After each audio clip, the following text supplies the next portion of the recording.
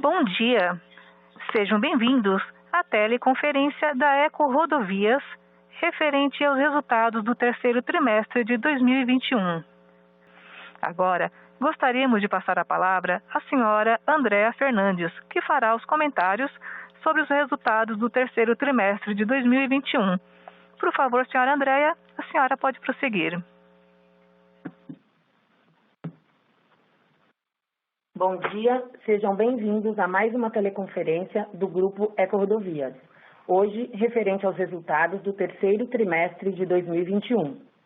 Agradecemos o interesse e a participação de todos. O terceiro trimestre foi marcado por algumas conquistas importantes, como a assinatura do contrato de concessão federal da BR-153 Tocantins-Goiás para exploração por 35 anos, alinhada à estratégia de crescimento da companhia. Em setembro, a holding do Araguaia aprovou em Assembleia Geral de Acionistas a emissão de 1,4 bilhão de reais em debêntures incentivadas pelo prazo de 15 anos para pagamento das notas promissórias emitidas em agosto de 2021. A agenda ESG continua avançando. A companhia realizou um estudo para levantar os seus principais riscos e vulnerabilidades relacionados com os efeitos das mudanças climáticas para os anos de 2030 e 2050 em suas operações. O estudo foi feito em todas as unidades do grupo e indica quais são os principais riscos em nossas rodovias, considerando 5 eventos climáticos: inundações, deslizamentos, ondas de calor, ventos e aumento do nível do mar. Os resultados deste estudo vão ajudar a companhia a se preparar para o enfrentamento das mudanças climáticas, considerando tanto alterações estruturais quanto de estratégia de atuação. Mais detalhes sobre a nossa agenda ESG podem ser encontrados na página 2 do release de resultados. Passando agora para o desempenho operacional, no slide 2, observamos a evolução mensal do tráfego consolidado e do tráfego comparável nos 9 primeiros meses de 2021, comparado aos mesmos períodos de 2020 e 2019. Importante destacar que nos meses de julho, agosto e setembro de 2021, o tráfego comparável apresentou aumento de 1,8%, 3,3% e 5,5%, respectivamente, em relação aos meses de 2019. Com relação ao terceiro trimestre, demonstramos no slide 3 a variação do tráfego consolidado, que teve crescimento de 17,7%. Desconsiderando o início das operações da Ecovias do Cerrado, o tráfego comparável apresentou crescimento de 7,9% no trimestre, devido à flexibilização das medidas de isolamento social e avanço da vacinação. Destaque para os veículos leves, que tiveram aumento de 12%.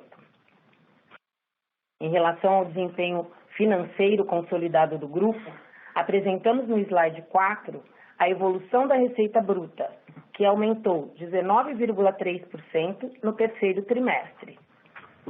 Desconsiderando a receita de construção, a receita bruta apresentou crescimento de 19,6%, impulsionado pelo início da cobrança de pedágio da Ecovias do Cerrado, crescimento do tráfego e reajuste de tarifas. Destaque para o incremento de 127,9 milhões de reais por arrecadação eletrônica AVI. No slide 5, apresentamos a receita bruta dos 9 meses de 2021, que aumentou 20,3% e 15,7% quando desconsideramos a receita de construção. Destaque para o crescimento de 415,2 milhões de reais para as concessões rodoviárias.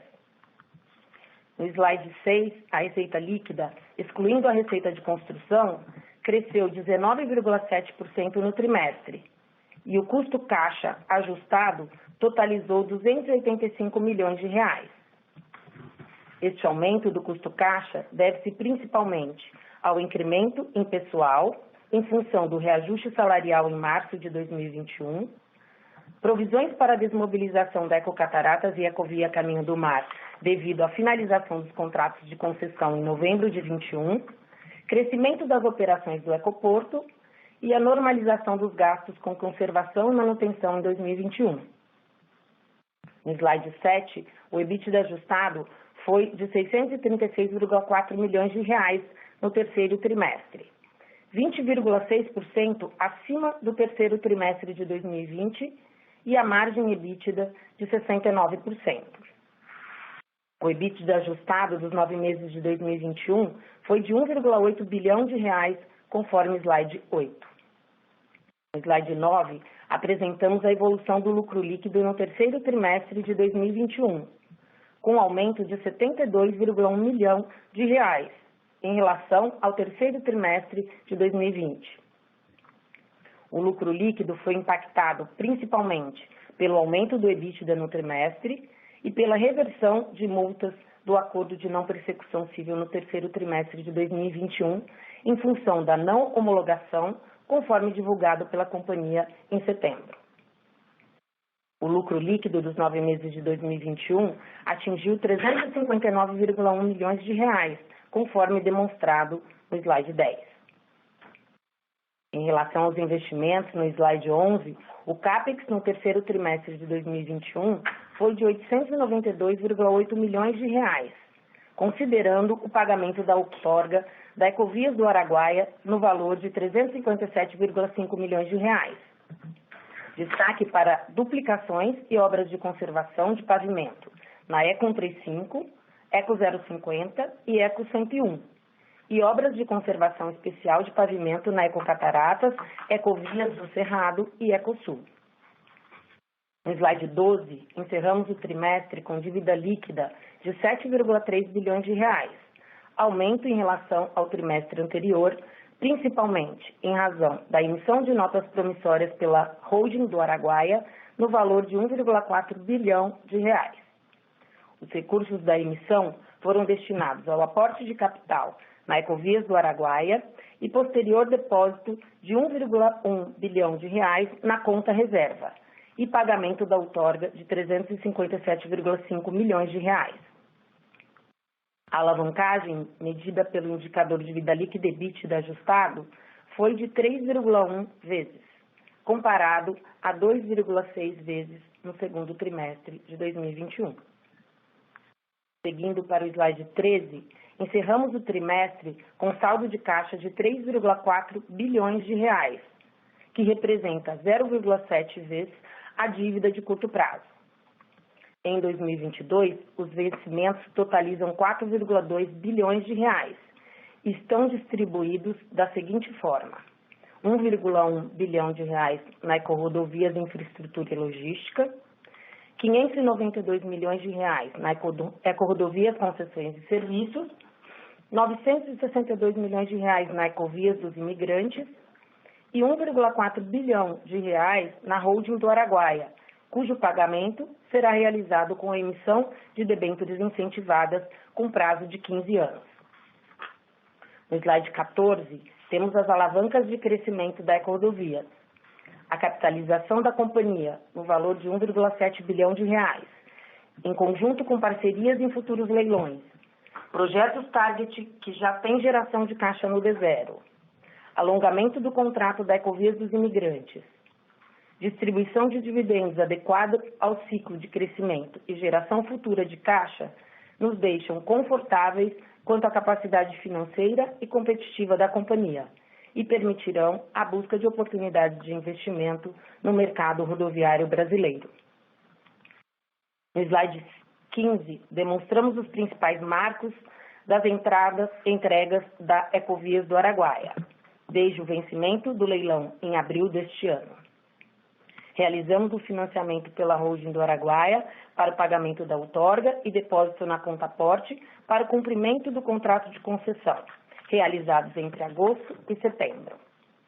Ainda em setembro, foi realizada a assinatura do contrato de concessão e, em outubro, a assinatura do termo de arrolamento e transferência de bens e a assinatura do contrato de construção para a realização das obras obrigatórias do contrato de concessão. Nos slides 16 a 21, apresentamos os principais indicadores ESG, destaque para o aprimoramento e inclusão de novas metas ESG para a liderança. A companhia continua estudando as próximas concessões rodoviárias, como as concessões federais do Paraná, CRT e Triângulo Mineiro no estado de Minas Gerais. Com isso, concluímos a nossa apresentação. Gostaríamos agora de passar para a sessão de perguntas e respostas. Operadora, estamos prontos para os questionamentos dos nossos analistas e investidores. Obrigada. Obrigada. Iniciaremos agora a sessão de perguntas e respostas para investidores e analistas. Caso haja alguma pergunta, por favor digitem *1 em seu telefone. Se a sua pergunta for respondida, você pode sair da fila digitando *2. As perguntas serão atendidas na ordem que são recebidas. Solicitamos a gentileza de tirarem o fone do gancho ao efetuarem a pergunta. Dessa forma, uma ótima qualidade de som será oferecida. Nossa primeira pergunta é de Regis Cardoso, do Credit Suisse. Oi, André, bom dia, parabéns pelos resultados. Duas perguntinhas rápidas aqui do meu lado. Uma delas é sobre o nível de CAPEX, agora desse terceiro trimestre. Queria entender se ele é mais parecido com um nível normalizado, vamos dizer assim, ou se ele teve algum efeito pontual. A gente notou que teve um aumento relevante, né? Mesmo excluindo o 358 lá da 358 milhões de reais da BR-163, sequencialmente, nas comparações anuais, também teve um incremento grande, né? E aí a outra pergunta é se esse nível de alavancagem, que fechou agora o 3.1, se ele é um limitador na decisão de participar em leilões futuros, né? E, evidentemente, o maior exemplo em termos de tamanho da concessão é a Dutra agora, nessa semana. Quais são as alternativas, né, para vocês participarem e não terem problema com a alavancagem? Se você puder comentar um pouco a questão dos covenants, eu sei que tem covenant de 3,5, mas que ele está distribuído às vezes dentro das subsidiárias, então se puder comentar um pouquinho sobre esse firing power que vocês ainda têm. Desculpa, BR-153, não sei se eu falei errado. Regis, bom dia, é o Marcelo, como vai? Obrigado pela pergunta, Regis. Sobre o CAPEX, como você bem falou, retirando o pagamento da outorga da BR-153, Ecovias do Araguaia, o CAPEX, ele neste trimestre normalizou um pouco, teve alguns adiamentos no primeiro e segundo trimestre, vem normalizando agora, e estimamos que o quarto TRI mais ou menos venha no mesmo nível deste terceiro TRI. Então é mais um efeito sazonal, diria. Algumas obras demoraram a iniciar por motivos operacionais, nada de intransponível, e agora estão sendo realizadas. Em particular as obras da ECO 135, que iniciam de fato, a ECO 101 continua o seu ciclo de obras, começa a Ecovias do Cerrado também, então acho que o que estava previsto. Demorou um pouco no primeiro e segundo TRI, vem agora no terceiro TRI e continua assim no quarto TRI também. Sobre o nível da alavancagem, não vou comentar nada sobre a Dutra, obviamente, mas em geral a gente, o 3.1 nos deixa tranquilos, nós temos uma estratégia de longo prazo, conhecemos os projetos, tem projetos que já nascem com geração de caixa, tem possibilidade de parcerias com the equity, tem, enfim, uma geração de caixa forte que vem dos projetos maduros, tem com a extensão do prazo de Ecovias ter uma capacidade renovada de otimizar a estrutura financeira. Tudo isso está sendo considerado, né, quando a gente estuda as novas oportunidades. A gente monitora os nossos covenants, como você bem falou, tem níveis diferentes, mas os últimos covenants, inclusive alguns deles já chegam a 4, 4,5. A gente tem bastante clareza da nossa capacidade, dos nossos targets e das nossas alavancas. Então a gente está tranquilo. Acho que os números estão indo bem, este quarter foi bem positivo, o tráfego está voltando e isso abre mais espaço ainda para o crescimento. Mas um crescimento, de novo, de longo prazo, com cuidado, olhando bem os ativos. Obrigado, Regis. Ótimo. Obrigado, Guido. Ótimo, muito claro. Bom dia. A próxima pergunta é de Vitor Mizusaki, do Bradesco BBI. Oi, bom dia, parabéns pelo resultado. Eu tenho duas perguntas. A primeira, no resultado do terceiro TRI, vocês mencionam que teve provisionamento para o fim da concessão da Ecocataratas e da Caminho do Mar. Mas se você puder abrir um pouco quanto que foi esse provisionamento e se tem alguma coisa que também deve impactar o resultado do quarto TRI. E a segunda pergunta, com relação à questão do cronograma de dívida, né? A André mencionou a quebra, né, do que tem vencendo em 2022, mas se você puder também dar algum tipo de detalhe, né, de como que vocês estão pensando o processo de refinanciamento dessas dívidas. Obrigado. Vitor, bom dia, obrigado pela pergunta. Sobre o provisionamento da Ecovia e Cataratas, ele já vem sendo realizado nos últimos quartos, agora está tendo um ajuste final, porque estamos chegando perto ao finalmente das concessões, terá alguma coisa no quarto TRI. Sobre provisões, estamos falando de mais ou menos, nesse trimestre, de 2 milhões de reais. Teve outros custos pontuais, que são alguns programas de retenção para alguns executivos chaves das concessionárias que permanecerão com o Grupo Ecovias para fazer frente, obviamente, a novas oportunidades. E somando as duas coisas, provisões e estes pacotes de retenção, estamos falando de alguma coisa como 3 milhões e meio. Sobre o cronograma da dívida, é bem simples. Sobre a questão de Ecovias da Araguaia, estamos finalizando praticamente a liquidação da debênture que terá uma duration de 15 anos e vai substituir a nota promissória, já se encaixa, é bem desenhada para se encaixar no projeto, essa é uma ótima notícia. Temos uma dívida na holding Ecovias de Infraestrutura Logística que vence em março de 1 bilhão e 100, mais ou menos, e a gente já inicia agora os trabalhos, as discussões com os bancos, não é uma debênture do mercado para a rolagem. Depois tem uns vencimentos na Ecovias dos Imigrantes, grandes, somos quase 900 milhões de reais. A Ecovias dos Imigrantes está pouco alavancada, é uma oportunidade para reestruturar a dívida dela, já com o seu termo aditivo assinado, e alongar essa dívida. Estamos começando a estudar quais alternativas, mas não vemos muito problema. E o restante vai ser liquidado com o caixa dos projetos, né? Então, realmente, não é, tirando Ecoinfra e Ecovias da Araguaia, o restante é bem operacional. Ecovias da Araguaia está resolvido, falta só Ecoinfra. Obrigado. Tá ótimo. Obrigado. Senhoras e senhores, lembrando que para fazer perguntas, basta digitar *1. Por gentileza, aguardem enquanto coletamos as perguntas.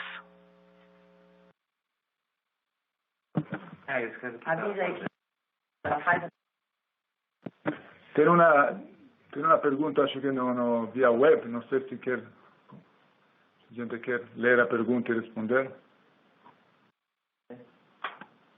Eu leio.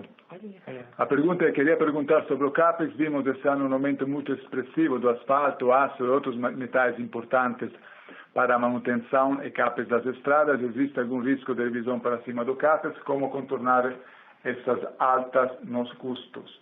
A pergunta é da Paula Atanasakis, da RPS, companhia RPS.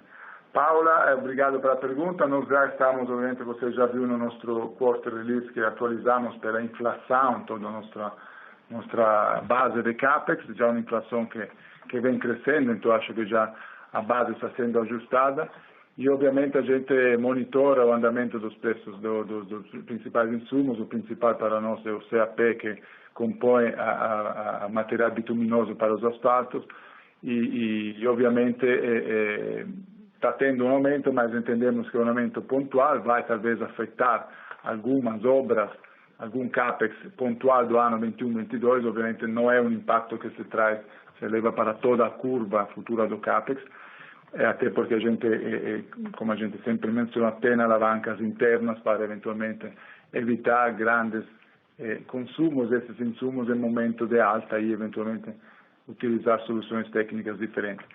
Então, eu diria que impactos pontuais provavelmente terá sim, alguns deles já estão refletidos na inflação, que foi atualizada neste quarto, e a companhia está sempre atenta para que esses efeitos sejam realmente pontuais e não se estendam a toda a curva do CAPEX. Obrigado. Temos uma pergunta de Murilo Freiberger, do Bank of America. Bom dia, pessoal. Obrigado pela pergunta aqui. Do nosso lado, na verdade, é para falar um pouquinho dos leilões que estão vindo. A gente tem a Dutra agora, em breve, em 2029, e a gente sabe que tem também o anel de integração do Paraná, que é grande, que vocês têm ativos atualmente, que tem um edge para bid. Se vocês pudessem falar para a gente aí de estratégia para esses próximos leilões, vocês devem entrar com um parceiro, não sei se já podem comentar ou não, para os próximos leilões, financeiro, o stake da empresa, enfim, os ativos, enfim, se vocês acham acho que a Dutra está quase given que vai acontecer, mas qual é o timing do anel de integração do Paraná na cabeça de vocês, porque é um leilão super importante que vocês têm um edge também para participar, enfim, o que vocês pudessem comentar para a gente um pouquinho dos leilões futuros que estão acontecendo, seria interessante. Murilo, bom dia, obrigado pela pergunta. A gente é bastante transparente nesse sentido, nós acompanhamos o programa federal como um todo, né? E no programa federal destacamos, como você falou, o anel de integração do Paraná, que é estimado segundo, terceiro quarter, tá? Diria que ao longo de 2022, então ainda não está cravado uma data, mas é mais para segundo ou terceiro, né? Nós acompanhamos, temos 2 concessões que estão vencendo aí, o programa obviamente renova um pouco, muda um pouco a característica dos 6 lotes, mas permanece nesses 6 lotes como a base desse anel de integração. Estamos estudando essas oportunidades. Tem outras federais que a gente acompanha, a Concer, a CRT, no Rio de Janeiro, também, que podem ser interessantes. Nós temos uma presença em Minas Gerais e isso nos faz olhar com atenção no programa de Minas. A concessionária Triângulo Mineiro deveria ser a primeira no primeiro trimestre do ano que vem. Tá? E a gente permanece e acompanhamos também aqui em São Paulo, o Litoral Paulista, eventual Rodoanel. Estamos acompanhando, tendo um pouco de atraso esses 2 leilões, mas é o que a gente tem declarado aos investidores, que são nossos targets principais. E a gente estuda sempre a possibilidade, estuda e discute se a gente vai sozinho, vai com algum parceiro financeiro. Já fizemos isso na Ecovias Araguaia, está indo tudo bem, então achamos que nós podemos continuar a manter essa estratégia, às vezes dá certo, às vezes não dá certo, mas estamos abertos a essa oportunidade também. Então, em geral, para 2022, são esses nossos targets, tá? Que a gente vem declarando ao mercado. Obrigado. Excelente. Obrigado, Guidotti. Super claro. A próxima pergunta é de Thaís Castelo, do Itaú. Oi, pessoal. Bom dia pelo call. Tenho 2 perguntas aqui. A primeira delas é em relação ao imposto de renda, a alíquota efetiva. A gente viu uma queda considerável, mesmo ajustando aí pelo one-off positivo que vocês registraram nesse trimestre. Queria só confirmar se isso é fruto aí de um resultado melhor diluindo o prejuízo não dedutível. Então, essa seria a primeira pergunta, mais uma confirmação. E entender o que a gente poderia esperar de alíquota efetiva para frente, por favor. E a minha segunda pergunta seria relacionada ao endividamento, que já foi respondida ao Regis. Então, vou aproveitar para encaixar uma pergunta, não necessariamente relacionada ao TRI, mas só para perguntar em relação ao novo CEO, a indicação do senhor Gianfranco ao cargo, como está a questão de eleição e posse e o que a gente poderia esperar para o mandato dele, por favor. Obrigada. Thaís, bom dia, obrigada pela pergunta. Sobre a primeira, de imposto de renda, perfeita a sua resposta, exatamente o que você falou. Eu acho que o resultado positivo acaba diluindo. Então a resposta é sim, confirmo. É óbvio que a gente tem que isso vai depender dos resultados futuros. Então a companhia pretende incrementar seus resultados, então esse efeito deveria continuar. Sobre a segunda pergunta agora, sobre o endividamento foi respondido, sobre o CEO Gianfranco foi indicado, agora está tramitando as permissões, porque ele vendo do estrangeiro precisa alguns documentos nacionais para assumir o cargo, está indo tudo bem. Eu entendo que em novembro poderá ter já a eleição e a confirmação dele ao cargo. A partir daí, enfim, Gianfranco será obviamente disponível para todos vocês, investidores, para comentar, enfim, e falar. Agora ele, por enquanto, está só indicado, inclusive está aqui ouvindo a nossa conversa. Obrigado, Thais. Obrigada. A próxima pergunta é de Luiz Peçanha, do Banco Safra. Bom dia a todos. Minha pergunta é em relação a um comentário que vocês fizeram no release agora do terceiro TRI, referente a potencial rebalanceamento das concessões em função das perdas, né, de tráfego com a pandemia. Eu queria saber se vocês têm algum tipo de mensuração aí de que tipo de valor vocês podem vir a ser reembolsados, se todas as concessões têm essa cláusula aí no contrato que podem permitir esse ressarcimento de tráfego em função da perda de tráfego, e como a Artesp tem se posicionado em relação a esses desbalanceamentos, se já reconhece publicamente esse passivo, como é que vocês imaginam e também em termos de velocidade, né, o que a gente pode esperar? Luiz, obrigado pela pergunta. Sobre o reconhecimento público, assim, acho que durante a pandemia teve várias declarações, tanto do governo federal como Artesp, que obviamente trata-se de um fator de força maior. Então, agora a gente está um pouquinho além disso. A gente agora quer além do reconhecimento, receber o equilíbrio. Está indo bem no âmbito federal, tá? Mas eu já declarei aqui que são valores, ao final das contas, não muito representativos. O nosso tráfego nas concessões federais ao longo da pandemia foi bem, foi suportado pelos volumes fortes de safra, de exportação, tá? Então não são valores expressivos, mas mesmo assim a gente está avançando já com cálculos e provavelmente teremos algum reajuste tarifário que irá equilibrar essa perda. Mas de novo, não é nada significativo. Aqui em São Paulo a discussão está ainda suspensa, não temos sinalizações que possa ser alguma coisa que não venha a ser aceita, mas está suspensa. São Paulo está se dedicando, a agência, fortemente, com empenho, a finalização das discussões dos reequilíbrios, que a gente entende que seja uma prioridade, né? Então a gente não está avançando com outras pautas, mas de novo também em São Paulo não estamos falando de valores expressivos, tá? São valores que eventualmente possam ser reequilibrados com algum ajuste de tarifa, mas não é nada de expressivo. Ótimo, obrigado.